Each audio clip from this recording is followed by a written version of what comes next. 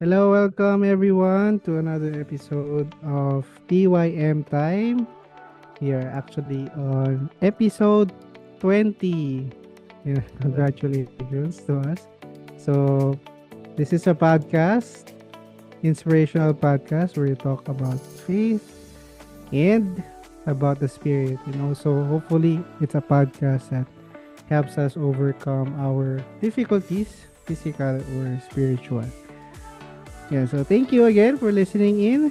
So let's welcome our host. I'm one of your hosts here, si Jervin. At mga co-host ko, si Doc Isa at si Ru. Good morning. Morning. Good morning. Good Hello, morning. everyone. Yes, good morning yung greeting kasi if we don't really share kung anong time kami nag-record. Usually it's in the afternoon. Pero this time around, due to circumstances, we're doing it in the morning. Yan. Pero, regardless, morning or evening man, ang TYM time, hopefully, it will be a time wherein we meet two or three gather in His name, then the Lord is with us. Believing that, then I hope it will be a meaningful time for us and also for our listeners. So, ang topic natin today, very interesting. Learn about the Spirit. Learn about the Spirit. So before we get on to the principles and insights natin, of course, ang warm-up natin, literal na warm-up na rin kasi umaga-umaga ngayon. So, ang warm-up natin or question natin, share about a time when you felt God helped you overcome a difficulty. Yan, share about a time when you felt God helped you overcome a difficulty. Sige, ayon sa ruleta na ako lang nakakita, si Doc daw yung unang mag-share. Hala. Okay. So, siguro simple lang. Siguro I was so blessed na konti lang yung difficulties ko. But ang i-share ko is when I was pregnant siguro. That time, uh, hindi talaga kami prepared. Physically, mentally, na malaman na, oh, pregnant pala ako, ganyan. Kasi we were trying to plan, pero out of plan, nagkaroon kami ng baby. So, I was struggling kasi we were living without our family and relatives sa Cebu. Tapos, so wala akong anyone na puwedeng tanungin kung paano yung anong gagawin, ganyan. So, ayun, first time, bagong kasal. So, anyway, it was so hard kasi may mga hormonal changes, 'di ba? So, it was so hard for me to feel well every day. Parang hindi mo maintindihan kahit ikaw hindi mo maintindihan yung mga emotions mo, ganyan. But then, amazingly, bumisita yung sister-in-law ko and then nalaman ko pregnant din pala siya. So through that, I felt like, nung nagse-share siya, I felt like it was God, helping me through her na, okay, ganito pala yun, ganyan pala. So, it gave me more confidence na, okay, ganito pala talaga siya, normal siya. Yung mga hindi ko maintindihan na na emotions or thoughts. May mga thoughts kasi bigla na hindi mo naman iniisip mga gano'n. Pero suddenly may mga gano'n kang thoughts or emotions or nafi-feel. So, yun, I felt like, wow, God even sent my sister-in-law from CDO para turuan ako paano magbuntis, parang gano'n. So, yun lang from me. Thank you, Lord. Yes, amen. Thank you, Lord. So, yun, even that, pagbubuntis yun, kailangan mo, pinag-aaralan, kailangan mo rin matutunan. Anyway, si Ru naman ang next. Yung share ko mga medyo related din dun, pero sa side naman namin. Pero sige, si Ru muna. Sa'kin naman is earlier this year, um, So I had some issues with my job, and then I ended up that I had no work for like 2 months, 1 month, 2 months. And um I really felt yun, like normally yung parang you're not in a schedule, it's not in your plan. So I really felt that I have to overcome a difficulty essentially. And what happened was I ended up na was focusing on my exam at that time. So I had two exam. I was finishing my master's, and then I had to prepare for my PhD kasi there's also an exam there. So it became a time na fruitful, productive, and also I was scouted online in LinkedIn. They were the ones who reached out to me and gave me a job essentially. Ganun yung nangyari. So I really felt na God helped me because I wasn't looking for a job talaga. Um, and ayun, naging time of blessing siya and magiging regular na ako ngayon. So ang bilis lang, pero at that time kasi when you're in that um situation, parang ang tagal, parang hindi pa rin natatapos. Um, and nakaka-stress. But, ayun, na-overcome naman. And, ayun, bare months na. And I hope everyone na listening to this, and if you have difficulty with your work, with your school, I hope that you can really entrust everything to God and wait in God's timing and God's plan. Ayun for me. Ayan, Congrats! yan. So, congrats. Parang yung difficulty pa yung naging way for you to overcome yung difficulty itself, no? Ayun. Sa akin naman, yun, wala akong maisip kanina eh, pero buti nauna si Doc. So, naisip ko nga yung time na pregnant din yung wife ko. Ngayon, 2 years, magti 3 years old na siya ngayon. And it was difficult in a way. Sa side din naman namin, may difficulties na. Okay, both sides naman meron talaga. Pero I had a little bit more difficult time kasi hindi ako sanay. Actually, sikreto lang natin to, no? Huwag niyo po ipaalam sa iba. Hindi po actually ano, sa household chores. Yung, in particular, di talaga ako marunong magluto from the time I was young hanggang lumaki ako, di ako naturo. At hindi rin ako nag-aaral. Siguro kasi yung nanay ko din ay pinalaki niya kasi kami na wag niyong galawin yung kalan. Kahit actually umabot kami ng high school and so on, parang wag niyong galawin yung kalawan kasi baka sunog or ganun. Pero wala siya tiwala sa amin somehow. So, naging nasanay na rin ako, di talaga ako marunong magluto. Lumaki ako na ganun. Nag-asawa ako, di pa rin ako marunong. So, initially actually yung wife ko yung nagluluto talaga every day or bumibili lang talaga most of the time. Yeah, pero during that time, syempre, since buntis siya, hindi siya pwede magkilos much. Actually, sensitive yung pregnancy niya early on.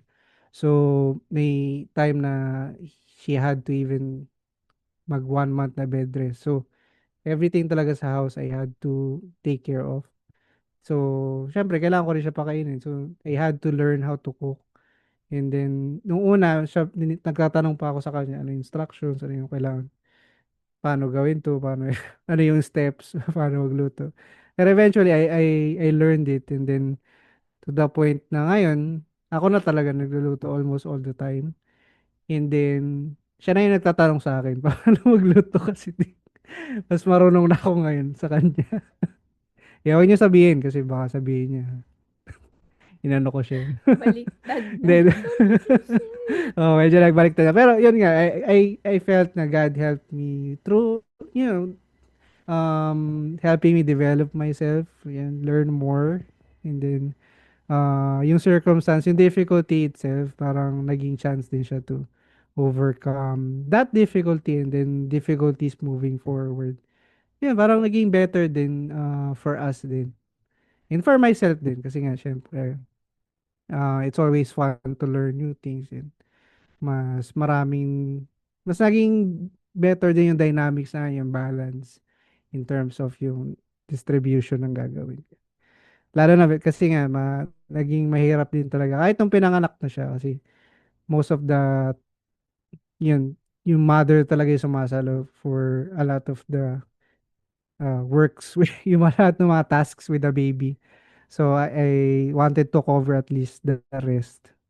So dahil at equipped na ako, may skill, nagkaroon ako ng skills, additional skills. Mas naging easier din for us. Yun. Alright. So, TY mates, kung meron kayong gusto rin i-share, please do share with us sa aming email and or contact number will be shared later. Alright. So, start na natin. Let's dive into our principles. I'll share the first one. Basahin ko yung una. We'll share this one. Not meeting the Lord is emptiness. Not meeting the Lord is emptiness. God created each one of us with a void in our hearts that can only be filled when we meet the Lord. Therefore, the true hope of the body is meeting the Lord. It is easy to fall into the world because our physical bodies are into the things we see and hear with our bodies. That's why we often feel empty in our hearts. We must listen to the word, unite ourselves with God, and take action with our bodies. Then we will become people who are filled with eternal hope. Amen. So, takeaway ko naman dito, I cannot really speak for sa lahat sa atin, for everyone, kasi di ko naman alam kung ano yung experiences of each person. It's different. But for me at least, I really experienced this is true. Meron talagang void when you haven't met the Lord or when you don't have faith or when you're not living a spiritual life. Yeah, yun, the true, sabi nga dito, the true hope of the body is meeting the Lord. Sabi rin, it's easy to fall into the world because our physical bodies are into the things, we see and hear with our body. So, it's easy to fall into the world or yung mga worldly things. Pero, even though we indulge in all of them, meron pa rin siyang emptiness where we still feel that emptiness in our hearts. So, even though that's the case, you still feel, hindi ka pa rin satisfied. Diba? Kaya, um, marami tayong mas hinahangad pa in terms of the world. Parang ano siya kaya siya void talaga eh. Kasi pag when you fall into it, dahil hindi ka na satisfied, you keep on craving for more. Whether it's, for example, you fall into the love of money, you will not feel satisfied with it kasi it doesn't feel yung void na yun, di ba? So you'll keep on trying to get more, and you'll never feel content. Likewise, if it's falling into sexual love, you will never feel satisfied. So you'll try to go more. Tapos parang mas pinapalalim mo lang yung hukay, yung ganun, yung ganun. And then, wala, it doesn't get resolved at all. So, totoo talaga yun. It's meeting the Lord. So, it's a really wonderful blessing na meet mo si Lord. Kasi even, you don't have to go through that. Sometimes we forget that. Kasi wala tayo dun sa void eh. So, when diba, the Lord took us out of that void. So, sometimes we forget that. How wonderful it is to be out of there. Yeah, pero, yun, we were created in such a way na we cannot help but live for God, live for the Lord. So, yun. Ang isa sa mga lagi ko usually na-share sa mga lectures ko is just like yung body, pag nagugutom siya, it sends signals, diba, na, gutom ka na. Or when it needs sleep, diba, nagsisend siya ng signal.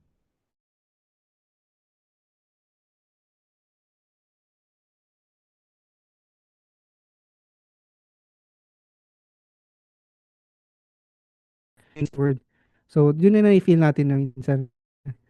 We just interpret it as, sometimes we interpret it as depression lang, or parang may feeling ka lang ng void or emptiness in the heart, but that's actually your spirit already calling for yung pinaka-need ng spirit, which is God. So I hope na let's have that spiritual sense, no? Let's hear what our spirit wants, no? So maging sensitive, no? Maging sensitive din sa not just the physical body's needs, pero yung spiritual body's needs as well. Yan, yun sa akin. Sige, next si Ru uli.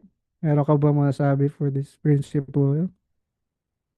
Yes, actually, dadagdag lang ako sa sinabi ni Minister. So, um what he's saying na sometimes you recognize it as depression, but we have to understand that the spirit or the spiritual level is one level higher pa of the mental level. So it's different. So we have the physical body, and then the the level of the mind, and then one level higher would be the level of the spirit. And we have to recognize that sometimes there really is a craving in us that cannot be satisfied no matter how much you eat, no matter how much money you have, diba? That's why we can see all the people who are famous, who are rich, and they still say that everything is meaningless. Even in the Bible, there is from the King Solomon, he says everything is meaningless. He already said that. And he has all this power, all this gold, all this women, everything you can think of, he has that. And he even said that everything in the physical world is meaningless. Number one is because it has a limit that has been set. After mong mabusog, hindi ka na makakakain ulit. After mong um there is a limit, or we call it in the physical world, we call it the law of diminishing returns. After ma-reach mo yung peak of whatever it is, your fame or fortune or money, even sexual love, your partner, or um money on food, pagkatapos ng peak nun, it will diminish. The more you keep consuming something, wala ka ng happiness from it. Wala na siyang satisfaction. That's the limit that God has set in the physical world, because you have to go to the level of your mind and then the level of your spirit, then it doesn't have an end, right? So ayun for me.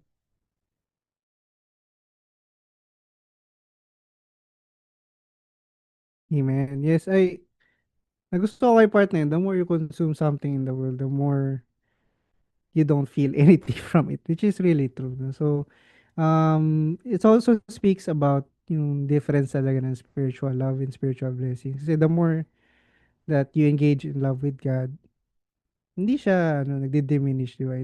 It, it continues on. So, ayun, yun lang, dagdag ko lang siguro. Pero Doc, sharing mo for this principle. Ayan, ang gaganda ng mga sharings niyo. So, to add lang siguro, for me, I just want to share the difference between not following the Lord and following the Lord. So, yeah, we went through emptiness before. Um, pero kasi yun nga hindi most of the people may not be able to understand what they're going through at the moment kung ganun yung feeling. And there are some people din na they don't feel empty, no? But for us, we went through emptiness. But before that, we felt really yung everything is good, everything is well. But then may lacking yung ganun na feeling. Um, at that time, what we can do is we can pray to God and then ask God, ano yung saan nanggagaling yung feeling na yon, mga TY mates. And then, um, really try to find God. Because God is with us.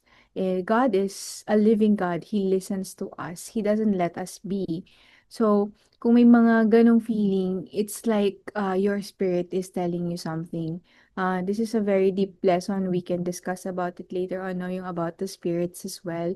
But um, when we feel that, we can check our thoughts, our spirit. Yung emptiness kasi, it's like you are not, like what Drew mentioned, you're not satisfied or you're not even happy. And in the world, ang dami-dami nang nagsulat ng happiness equation. Ang dami-dami nang nag-try mag-study, how can we be happy? But if we found the answer, bakit may feeling pa rin na gano'n, di ba? Dapat wala lang feeling na gano'n kung may sagot na tayo. So, in fact, it's like wala pang sagot yung mga taong nahanap. So, continue silang naghahanap. Ito yung May mga iba na sinasabi na, eto yung salary mo na dapat so that you will be happy. Parang ganon. Ito yung dapat na nakukuha mo so that you'll be happy. So they have a lot of different formulas for happiness. But in reality, sa akin, when I experience it, um, I really tried to find God. Kasi we will realize eventually na um, there's also peace in the equation, di ba? If you're always anxious or worried about the future, then wala ka na talagang peace. Then it's time, uh, that time wala ka ring happiness kasi wala kang peace eh. So there's a lot of things na we should consider. But then once we feel that, what do we do? For us, we prayed and we tried to find the answer in life, the purpose in life. And at that time, when we found it, through the lessons, through the words of God, then we can compare the before and after na life natin. So, if it is true, if God's words is true, and if God is true, then you should experience um changes in your life, that emptiness being filled. So, spiritually, nafe-feel natin through the physical manifestations. So, at that moment that we feel it, let's pray TY mates and then learn the words of God. Only when we learn can we get out of that kind of domain. Only when we learn can we understand what is going on sa atin, sa life natin, and sa thoughts natin. Only when we learn can we meet God, when can we meet our path of life and the purpose of life. That's why learning is very important, and that's why we are inviting everyone again to our Bible studies. No, really the foundation should be really strong, really established through the words of God. Then, whatever it is in life, ando na lahat, whether family, business, everything, the words will guide us. And if what you're learning is correct, and if it's God's will, if it's God's interpretation, then life will be not empty. It's really full of a lot of things, full of schedule din. Joke lang. A lot. You will have a lot of things to do before God and you'll be satisfied. Especially mga kagaya ni Runa, gustong-gusto may hinahanap na parating may ginagawa. You will receive that.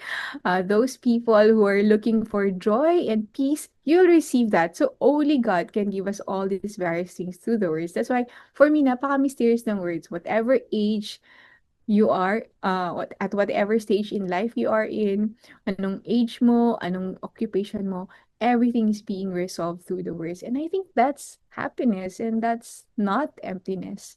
It's a life of joy and happiness. It doesn't mean you'll have difficulty. Still, we will have difficulty, but we will not be empty kasi we have the words as our tools. So I just compared yung before and after meeting the Lord through the lesson. So, why am I emphasizing also yung importance ng lessons? We have to check kasi some people can easily interpret the Bible without praying, no? But this Bible study that we are sharing is really something that has been prayed for how many years? 20 years, 30 years, and so on. It's something that was given after praying a lot and discussing and praying to God. So, yun lang mga TY mates. Amen. Thank you, Doc. Yes, yung feeling na yun of emptiness, it's different for each person. Pero usually very subtle lang, no? Very, very minimal na feeling lang. Then sometimes you can easily ignore din. Pero like in the recent years, di ba, parang mas nagkakaroon na tayo ng for example, may mga movements na in terms of mental health awareness, di ba, mental wellness awareness. So, yun din, isa rin sa mga prayers din namin is yun din, yung spiritual awareness yun for people na to look for God or to look the answers kay God. Yun. Kasi it doesn't really take a lot para ma-realize mo na the answer is not in this world. So, pero, di ba, have you tried yung seeking the answers naman from God naman? Na-experience naman na natin yung world and it doesn't really give us yung satisfaction na yun. Then, let's see, di ba? Let's see let's try. If I ask from God or yung sa direction ng sa spiritual, how will it go? So, I hope na we can be encouraged to that and may spread natin yung ganong awareness, no? So, more people will be more keen with our, not just yung, sabi ko, nga, physical needs, mental needs. Meron din tayo spiritual needs na actually, um, in essence, mas matimbang pa sa marami nating needs, no? So, ayun. Alright, so next na principle. Sige, Doc, pwede pabasa? To? Yes, yes. Okay. Now is a time when you must be spiritual. The true worshippers of God worships in the spirit and in truth. The spirit is in the Lord, the one God sent. God does not accept a service offered by Cain. He must go through Abel. Abel is the Lord. You must become one with the Lord, then go to God. Jesus comes to us in spirit. To become one with the Lord, we ourselves must be also spiritual. If we want to be spiritual, we must learn about the Lord, receive Him, converse with Him, and take action with our bodies.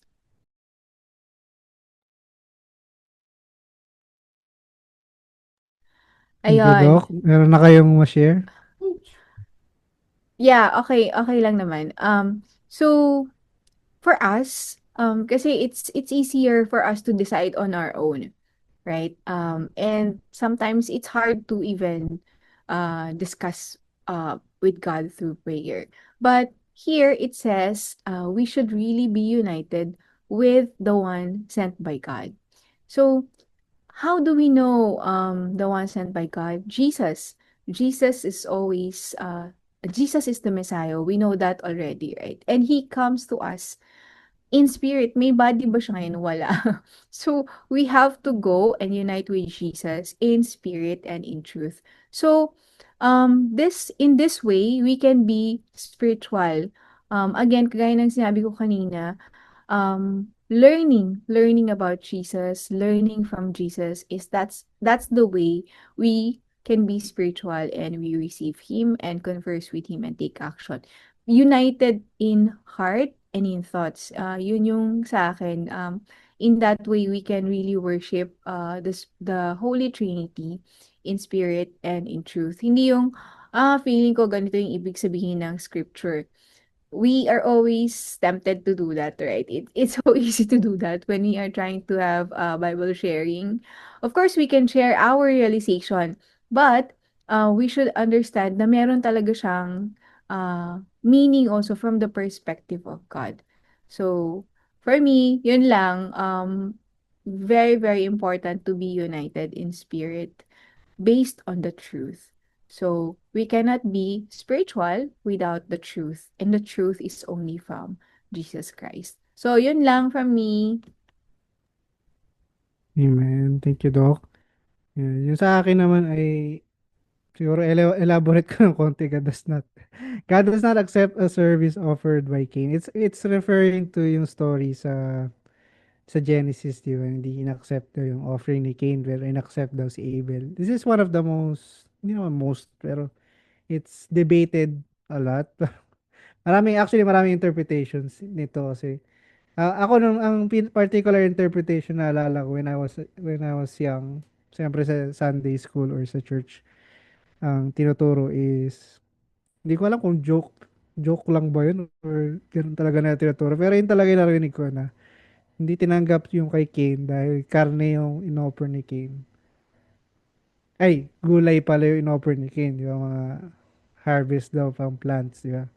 Tapos si Abel, dahil karne yung inoffer niya or animal yung inoffer niya, kaya tinanggap daw yung, yung kanya. So, may mga ganong klase lang interpretation.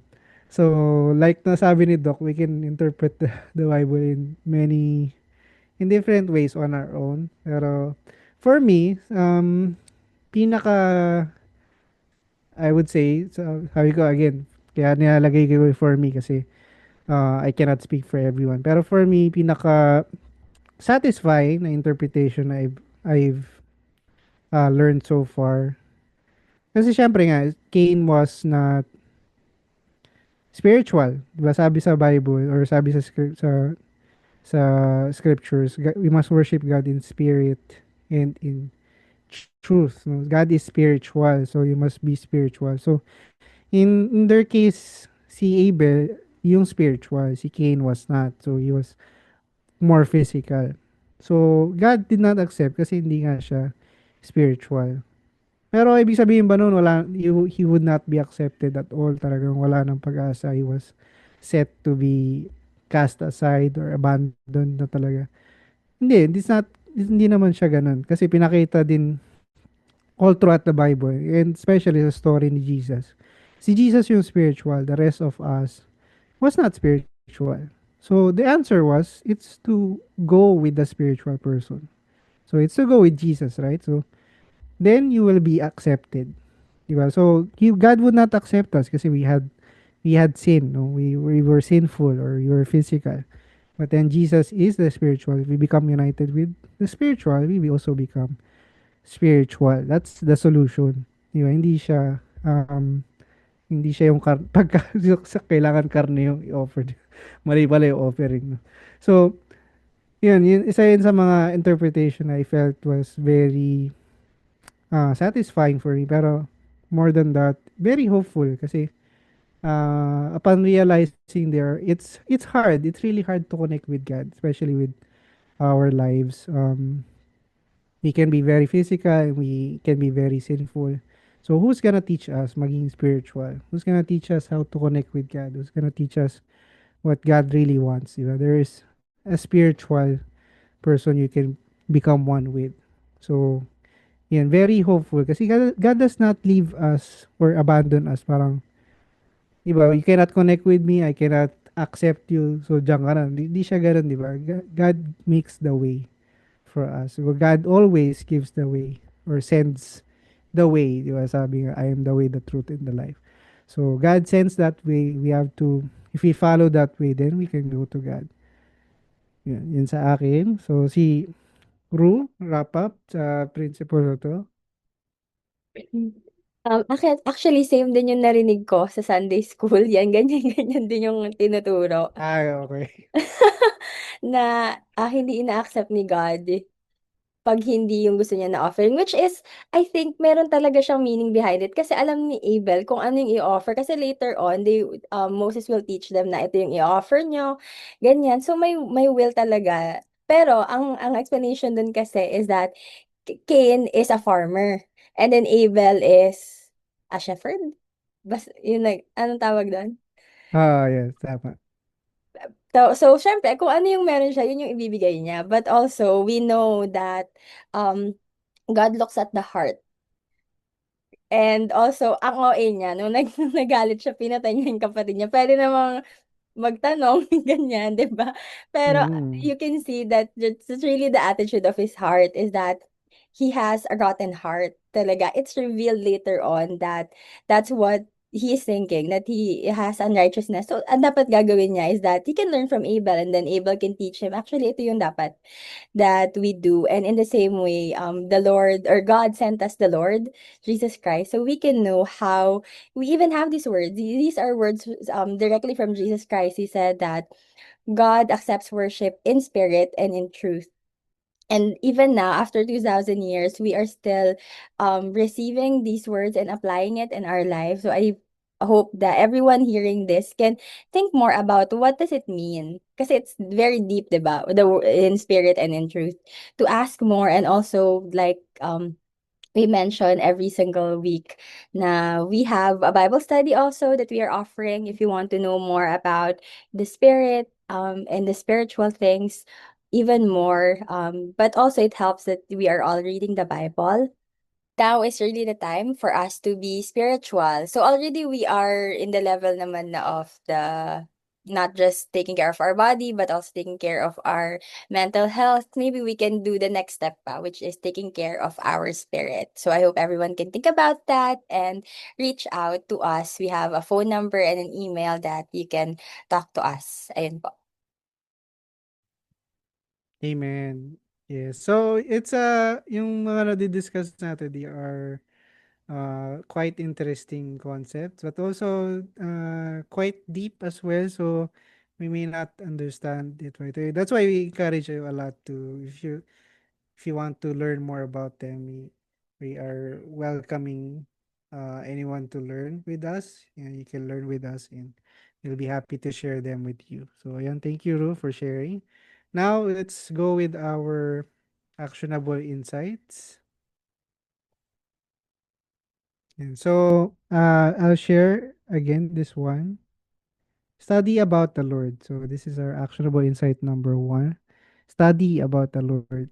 People are often satisfied with just attending church on Sundays and end up living according to how they want for the rest of the week. However, if we want to be close to the Lord, we have to study about Him, just like how you become closer to someone when you get to know them. You have to put in effort in getting to know the Lord by reading the Bible and studying the words He gave. And so yun yung actionable insight number one. So yung topic natin, learn about the Spirit, di ba? So or actually yung theme natin is more of becoming spiritual. So nung binasa ko actually yung write-up, especially with the actionable insights, yung 1, 2, and 3 are actually connected. Para siyang, if you want to be spiritual, ito yung 3 na yun. So, share ko yung 1, study about the Lord. And briefly, i-share ko lang din yung 2 and 3. Yung number 2, actually, pray and converse with the Lord. God wants us to pray and converse with Him. God knows about us and what is in our hearts, but He still wants us to pray. It's not just a prayer of murmuring and telling God what what we want.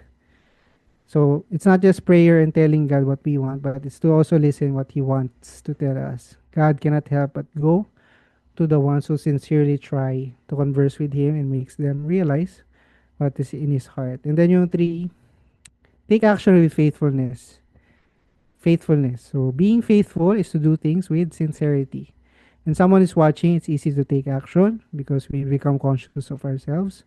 However, it is to do it even when we're alone, knowing that God is watching us all the time in His Spirit. When we are sincere in our determination to love God and take action with Him, we will do it no matter how difficult it is. Amen. So on our, yung concept natin being spiritual, ito yung mga actionable for us. So study about the Lord, pray and converse with the Lord, and yun, take action with faithfulness. So for us here, mga si Doc tsaka si Roy, you can share yung at least one or kung ano yung pinaka takeaway nyo from either one or from any of them sa tatlo na yun, no? Sa akin, yun, yun actually yung takeaway ko. Pero yung more of application naman sa akin, I really like yung take action with faithfulness. So parang, it gives a really good definition of faithfulness. Diba? Parang lagi nating nababanggit, I want to be faithful, or faithfulness is one of the traits, no, na we should have as a Christian or as a believer of God. So being faithful to do things with sincerity. So ano ibig sabihin ng sincere daw? Diba? Even when you're alone, diba? Knowing God is watching all the time. Diba? God is spirit, so we cannot see Him. So being aware na God, or having that awareness, or having that faith that God is with you all the time. Yun, it's a very good definition of being spiritual. Diba? So you are spiritual when you are thinking God is with you all the time. So yun sa akin ang mas I want to be able to apply more kasi I think meron pa rin ako mga lapses sometimes na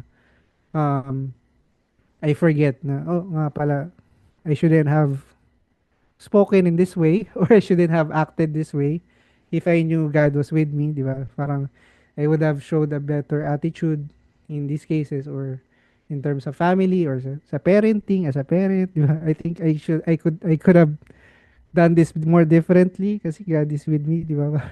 So yung mga ganun pa din. So those are things that I want to have more. It's a skill. I believe this is also a skill na dinidevelop natin.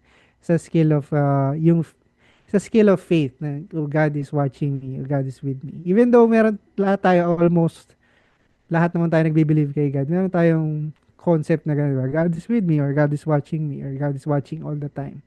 Diba? Meron pa nga minsan yun sa mga nakaposte pa nga from certain places, God is watching all the time. Yung mga ganun ba? Sa mga jeep, di ko alam kung na-experience yun minsan.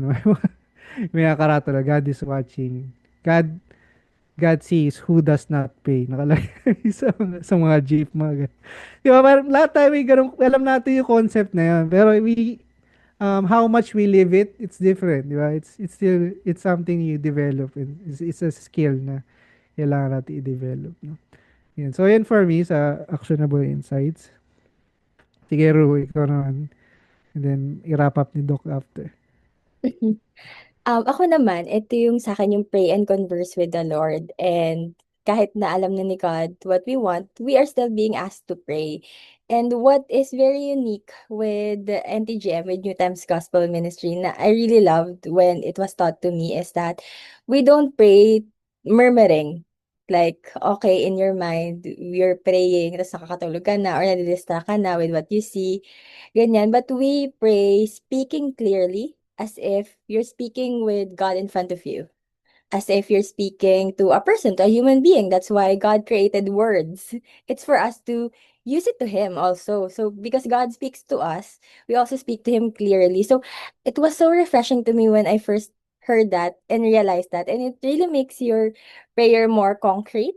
You can realize when your prayer is answered kasi sinabi mo talaga to like this. And also, you can pray longer and your prayers become deeper. And I find it very inspiring also to pray clearly with words and with a clear direction.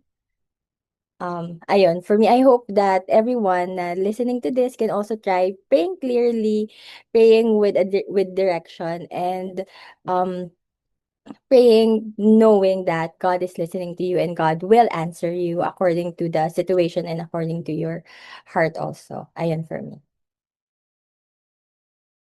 Amen. And I agree to that. Pero yun, to just add sa ganun, of course, mapaganda talaga if you can pray yung one-on-one prayers, being able to speak clearly. Pero of course, not, nasa daan ka, nasa public place, of course, di ka naman, it's hard to also do that in those kind of situations. So there are all kinds of prayers, no? All kinds. Prayers when you're in the midst of difficulties or on the verge of death, prayer while you're sick, di ba? Prayer for repentance, group prayers, prayer one-on-one, prayer when you're alone, prayer this time, ganito, special prayers, and so on. Marami. There's all kinds of prayers. So, yan. Pero yun syempre yung basic, yung fundamentals.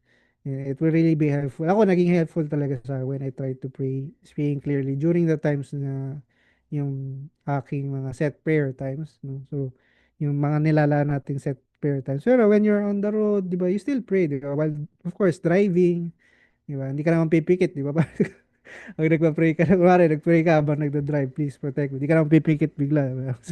So, there are all kinds of prayers, no? Pero fundamentally, yun. Pero ang point is still the same. God wants us to pray and converse with Him. No? And yun nga, not just to listen, not just do what, it's not just to tell God what we want, but also to listen to what God wants. Okay, Doc, yun na yung last. Okay. So, in connection to that, amazing na. Gusto ko yung pinaka-first na actionable insight. Study about the Lord. Kasi in connection to that, how do we know what God wants and how do we know what the Lord wants, no? But there's a lot of stories in the Bible about Jesus Christ, and ako talaga, one of the things na gusto ko ring matutunan is when is God happy? Okay, when is Jesus happy? When was Jesus happy? When was he upset? Because anyway, what he did was actually he was united with God. So his actions were actually the actions of God, right? So when Jesus was happy or when Jesus was upset, he was also expressing the heart of God. When Jesus was having compassion with the people, he was also expressing the heart of God. So for me, gusto ko matutunan yung mga ganun. Like, even the simplest things. Ano kaya yung favorite ni Jesus na place or food or bakit kaya niya gusto yun? Yung mga ganun. I think it's just very interesting to learn about the Lord and also know paano makipag-usap sa kanya. Like for example, in reality ngayon, kung nasa harap mo si Jesus or si God, ano kayang style ng conversation yung magwo-work sa kanya? Yung style ba na light, light, light or yung yung parang nagpo-present ka ng business proposal. Ano kaya yung maganda na way to talk to God for us to um receive the answer, for us to even receive the things we're praying for for us to make God happy, for us to make Jesus happy. So, yun, for me, napakadami pa nating pwedeng matutunan.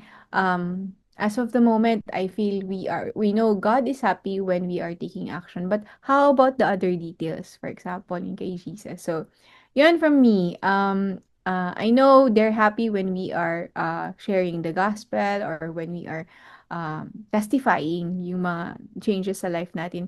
But on ordinary days, kunyari one-on-one tayo, paano mo kaya siya papasayahin? Parang ganon. Or yung mga ganong stuff, mga details. So, I want to study about the Lord. Yun for me. Yun yung actionable insight na manag-struck sa akin. Amen. Yes. Very fitting kay Doc, no? Very studious. Wants wants Si to Ru study. din. Si Ru Ay, oo nagpi-PhD. nga. 'Di ba? 'Di ba studious? Pero yan, it's a fun study, no? Actually, God is it's a very interesting to study. And ako din sa Bible school, recent na Bible school na we're joining, learning, I realize I'm just starting to learn actually about God talaga. Yung mga maliit nga na details, and we're still learning. And as human beings naman as a whole, we've been learning, or we've started to learn about God from 6,000 years ago roughly, di ba? So, so pero dito ko talaga na feel sa Bible school na attendan ko, what we finished na Bible school, or yung lessons na we're always actually promoting. Dito ko talaga na feel na parang na ano yan, yung 6,000 years ng study na yun kay God. Ito yung pinaka, ano bang tawag doon? Concise. Parang na ano niya, it's summed up. Hindi lang actually summed, it's parang doon mo maintindihan yung buong 6,000 years. It's a 6,000 years long na worth of of knowing God. Parang it you're able to understand it much more clearly. Yan, sa personal experience ko, no? So, hopefully, kayo sa mga sari-sarili yung study. Yan, it's a one-on-one study kasi with God, no? So, but yung fundamentals, yung basics nga, it's something na we need help pa din, of course, so that we can learn about God really properly. So, yun pa rin ang aming encouragement for everyone. So, pero, ayan, we're already actually sharing sa mga TY meeting episodes natin. We're already sharing bits by bits. So, hopefully, kahit yung mga bits na yan can be helpful in your realizing God more, or knowing about God more, or at least at the very least, yung interest nyo with God ay get piqued, or mag ano ba tawag, ma-ignite, no? Ignite yung interest natin kay God more and more. Yun, that's the start of spirituality. Actually, that's the start of loving God. Yung interest, dun lang yun. Dun nag-i-start yun. Okay, so thank you sa ating sharing, sa ating principles and actionable insights. Now, last segment natin, how can your TY mates help you this week? Ako, simulan ko na. Bukod sa what I need help with, thankful lang for God. Yung last time na pinag-pray ko nung last episode natin, I think, or two episodes ago, na yung nag-apply kami ng visa for going to Korea. So, na-approve naman. So, thank God. Kasi din pala, no? So, na-approve din siya. So, so thank you. Thank you kay God. And si Doc actually ay galing sa Korea to pray. Nag-pray si Doc na nauna na siya dun. So, galing niya rin din. So, thankful din, of course, safe, no? Safe return. Pero, um, sa akin, how can, yung help or yung things to pray for or prayer request ko siguro for this week, um, ano ba, bukod sa yung usual na health and time management, I think, yung internet, let's pray for the internet sa Philippines. Kasi 1 week na kami actually wala internet. Ano lang ngayon sa data lang to basically. Ayun. So, buti kinakaya nga eh. So, yun, prayer ko. Sana maging okay na yung internet na. Yun for me. Kaya, Doc. Amen. Thank you, Minister Jervin, sa ano, sa prayers.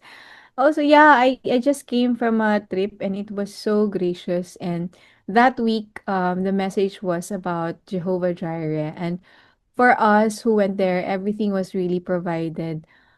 Physically, mentally, and spiritually. Sobrang daming blessings and grace. You can really feel, we really felt God being with us from the beginning until the end. So, before I went, kaka-therapy ko lang sa paa ko, kaka-shockwave, and medyo nabugbog yata kasi sobrang diin ng shockwave na ginawa ng therapist.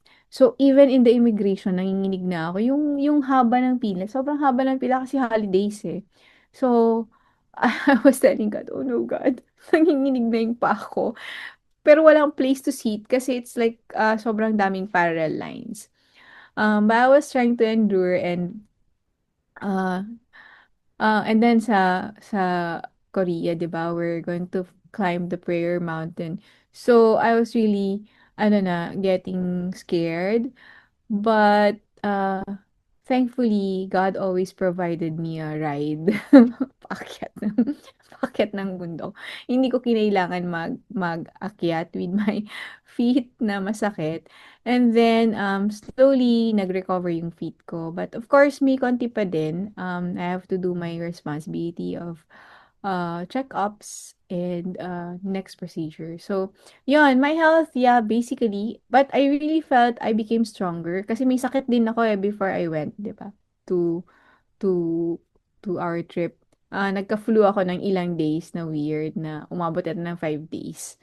But yeah, I was healed and I came back stronger. Oh, 'di ba? I came back stronger and I was able to pray for us, for everybody as well. Doon sa prayer mountain natin. This time lang siguro something that I was trying to pray is yung situation, ang daming nare-reveal sa Philippines na secrets ng mga politics, right? Or the people who are in the position. Um, Especially number one problem talaga natin kaya hindi tayo umaangat is the corruption. So, yun, maybe if we could pray for it together, it's something that will improve not just my life but everybody's life as a country. Ano, so yun lang from me. Thank you. Amen. Very much amen to that. No, let's really pray for our leaders. No? It's our responsibility to pray. Then, it will work out according to God's will. Pero kailangan natin mag-pray for them. So, yan. Thank you, Doc, for also praying for us. Si Ronan, last, ikaw, how can we help you? Ako din, same din pa din, health and time management. And also success of the events that we're doing, especially today and tomorrow. And magiging consistent na kasi siya, 'di ba, every month. And also grateful to God na na-approve na yung visa. So ano naman, tipid naman, tipid naman yung next step to have the financial capability naman. Ayun, for me. Yes, kasi yun din, prayer ko din yun, yung paano magtipid. Natawa ako. Sorry. Ay, it's really funny for me. Prayer na magtipid. Oo, Okay. parang, Lord, help We'll, us. Parang, mahirap we'll eh, pray for mahirap ano, pray for 13th month na. Oo. More blessing na lang. Okay. Thank you po. Right. So, TI mates, if you have things to pray for, gusto i-share can share it to us or our email tympod.ntgm@gmail.com. So tympod.ntgm@gmail.com. And then our, if prefer texting a number, 0921-456-5661. So 0921-456-5661. Yan ang aming number. So thank you, TY mates. Thank you, Doc. Thank you, Ru. And we'll see you Thank you! again next Excited na ako week. sa trip Yes. natin. Thank you, Oo. everyone. Bye-bye. Thank you. Bye-bye! Bye-bye.